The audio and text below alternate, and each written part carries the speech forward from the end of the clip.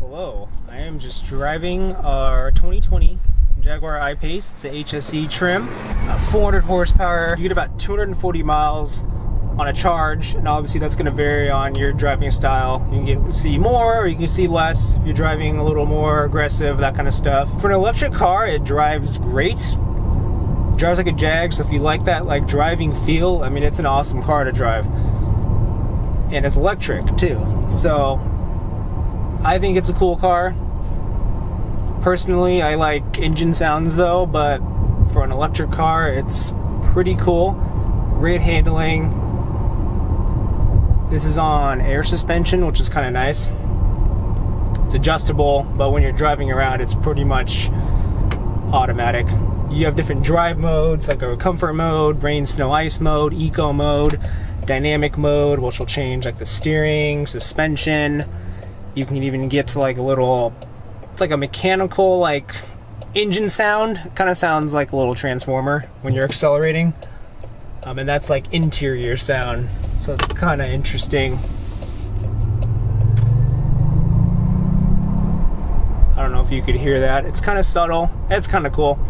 It doesn't sound like, I like how it doesn't sound like an actual engine, like they're trying to imitate an actual engine, because I personally think that's kind of cheesy.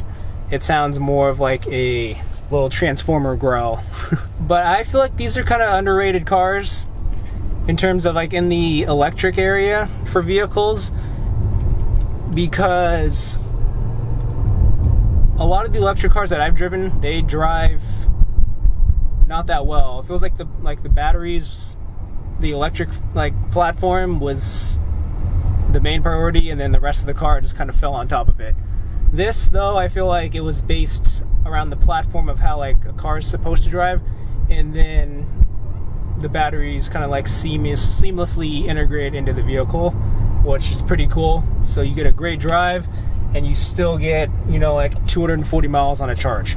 I mean, it is cool how like the torque and everything's instant. The single pedal method, where you're just kind of hovering over the gas pedal or the, I guess, throttle, takes some time to get it used to, but I mean, theoretically, once you get good at it, you can actually like, I guess technically never use the brake, which is kind of cool. Like right now, I'm just coasting down, nothing, no brake, no gas. 5, 4, 3, 2, 1.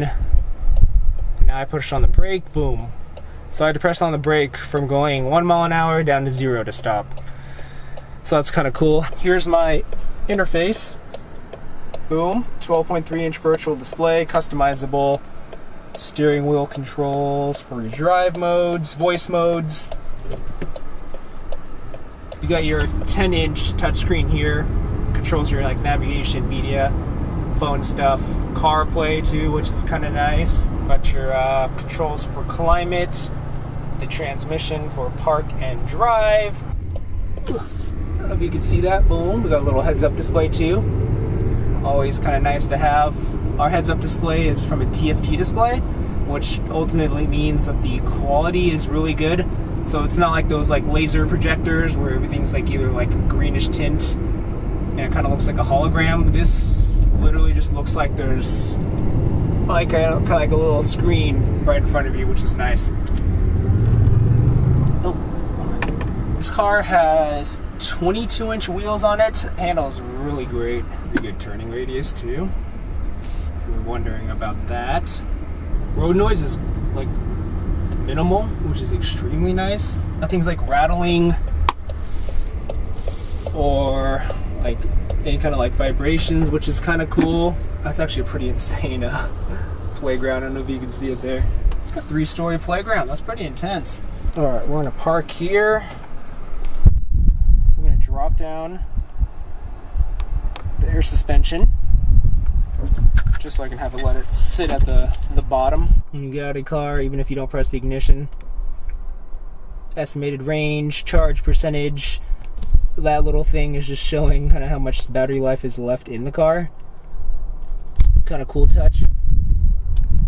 But here's the trim.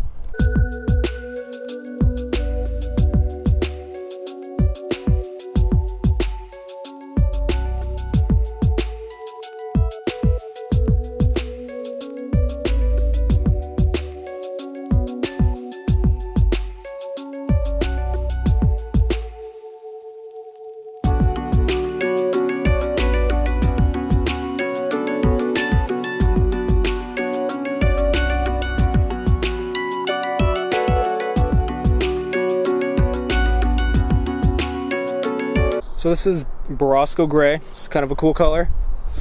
It's like I'd say it's kind of like a Nardo Gray. Looks really good with the carbon fiber wheels and then gloss black trim. And that is gonna wrap it up. Just wanted to kind of go over what the I-Pace looks like and everything.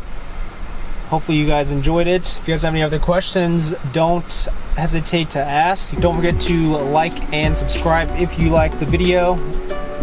Hopefully I can find out some other cars to do that I think are really cool and maybe just good ideas to show, just in case you want to see what it looks like more in person for either like a Jaguar or a Land Rover or Range Rover. Anyways, have a good day.